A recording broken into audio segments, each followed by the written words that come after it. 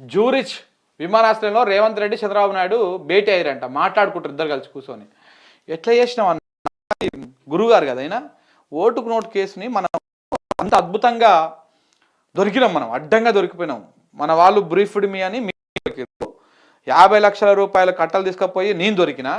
ఇంత అద్భుతంగా మనము ఆ ఆధారాలతోటి సాక్ష్యాలతో దొరికిపోయినా కానీ కోట్లలో మనకు శిక్ష పడకుండా అసలు ఎట్లా సాధ్యమైంది, ఏ రకంగా సాధ్యమైంది, అసలు ఎందుకు మా ఏసీబీ కానీ ఇట్లా ఆ బలమైనటువంటి ఆధారాలు సమర్పించలేకపోయింది, దేనికోసం సమర్పించలేకపోయింది, అసలు మనం ఇలా ముఖ్యమంత్రులు ఎట్లా అయినాము, అంత అద్భుతంగా వీడియోల ముందు ఆడియోల ముందు దొరికిపోయినా కూడా మనం ముఖ్యమంత్రి ఎట్లా అయినాము అనేటువంటి ఆశ్చర్యంతో కూడినటువంటి ఒక డిస్కషన్ జరిగిందన్నమాట. ఇక్కడ అసలు ఎట్లా అయింది, ఏ రకంగా అయింది అనేది.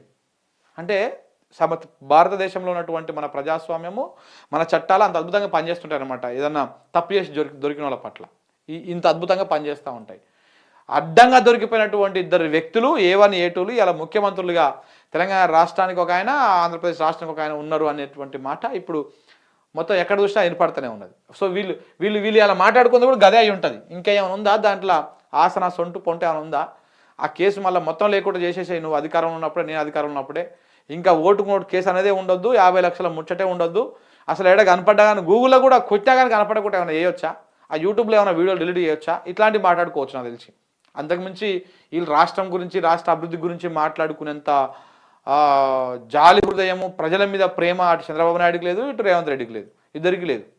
ఎవరైనా సరే అధికారంలోకి రాగానే ఇలా ఫస్ట్ వచ్చేది తన ఆస్తులు ఎట్లా కాపాడుకోవాలి, కేసు నుంచి ఎట్లా చేసుకోవాలి, ఎట్లా మేనేజ్మెంట్ చేయాలి, ఏ రకంగా మేనేజ్మెంట్ చేస్తే ఎట్ట మనం బయటపడతాము అనేటువంటి ప్రయత్నాలు తప్ప ఇంకొకటి ఏం లేదు. ఈయననేమో బీజేపీతోనే అంటగాగి ఉంటాడు, ఈయన కాంగ్రెస్ పార్టీ ఎమ్మెల్యే. ఈ కాంగ్రెస్ పార్టీ అధిష్టానానికి సోయి ఉండదు. ఈయన ఏం చేస్తున్నాడు, ఎక్కడ పోతున్నాడు, నీ పార్టీ నుంచి ఎమ్మెల్యే గెలిచి ముఖ్యమంత్రి అయినటువంటి నువ్వు ముఖ్యమంత్రి చేసినటువంటి ముఖ్యమంత్రి బీజేపీతో అంటగాగుతున్నాడా, బీజేపీ మనిషి అయినటువంటి అదానికితోని ఒప్పందాలు చేసుకున్నాడా, ఏమైందనేది కాంగ్రెస్ పార్టీకి తెలియదు. తెలిసినా మరి ఎందుకు సైలెంట్గా ఉందో అర్థం కాదు. ఈయన మాత్రం ఆయన తోచినట్టే చేసుకుంటూ పోతా ఉన్నాడు, ఆయన తోచిందే అది చేసుకుంటూ పోతున్నట్టు పరిస్థితి కనపడతా ఉన్నది. ఈ కూర్చొని మాట్లాడుకున్న బెట్లో గదే జరిగింది, అంతకుమించి ఇంకోటి ఏం జరగాలి. ఓటు కేసు వ్యవహారం ఎట్లా తప్పించుకున్నాం మనము, అంత అడ్డంగా దొరికిపోయినా ఇట్లా తప్పించుకున్నాము. రేపు ఇంకేమన్నా ఆయనతో ఏమన్నా సొంటుబంటు ఉంటే అది కూడా తీసేయడానికి ఏం ప్రయత్నాలు చేయాలి, అధికారంలోకి పోకముందుకే మనం ఏం చేయాలి, అది చేయాలి అనేటువంటి మాట మాట్లాడుకోవచ్చు తప్ప అంతకుమించి ఇంకేదో ప్రజలకు అక్కడికి వచ్చే అంశాన్ని మాట్లాడుకున్నది మాత్రం నాకైతే అనిపిస్తలేదు.